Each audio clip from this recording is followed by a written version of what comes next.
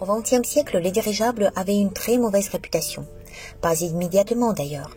Les premiers Zeppelins allemands ont été parfaitement acceptés comme un miracle de la technologie.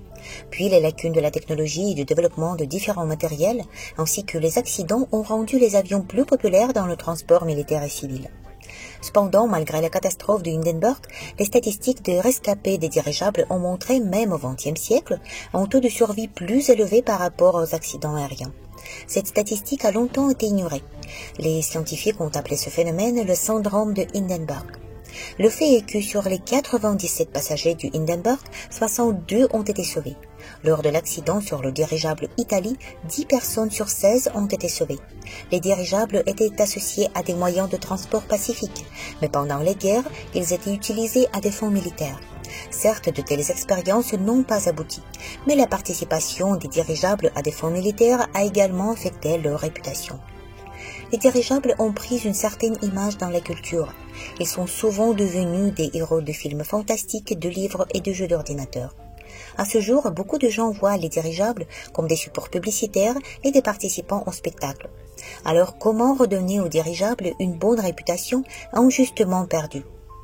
Au XXe siècle, il y a eu plusieurs tentatives pour relancer la construction des dirigeables et attirer des investissements. Mais ce n'est qu'au XXIe siècle que cela est devenu possible. Pourquoi? La réponse est très simple. Maintenant, les dirigeables renaissent en raison de la demande accrue de transport écologique, ainsi que le transport nécessaire pour l'évacuation.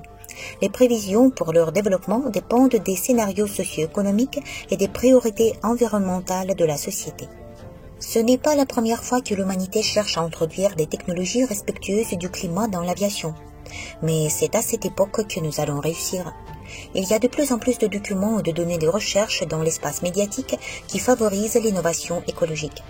La réputation des dirigeables évolue avec la prolifération des initiatives environnementales.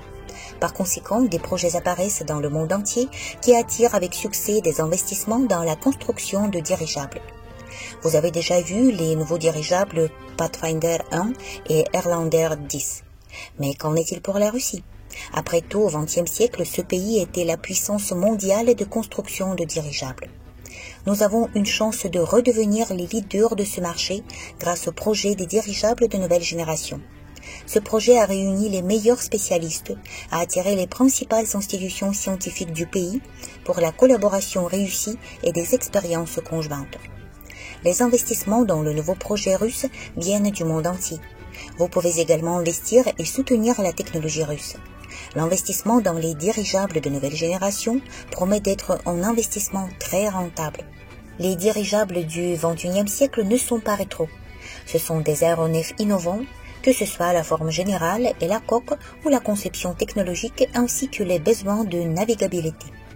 La réputation des dirigeables en tant que transport écologique sûr du XXIe siècle commence tout juste à se former. La question qui se pose est de savoir qui sera le leader des projets d'avenir prometteurs sur le plan commercial.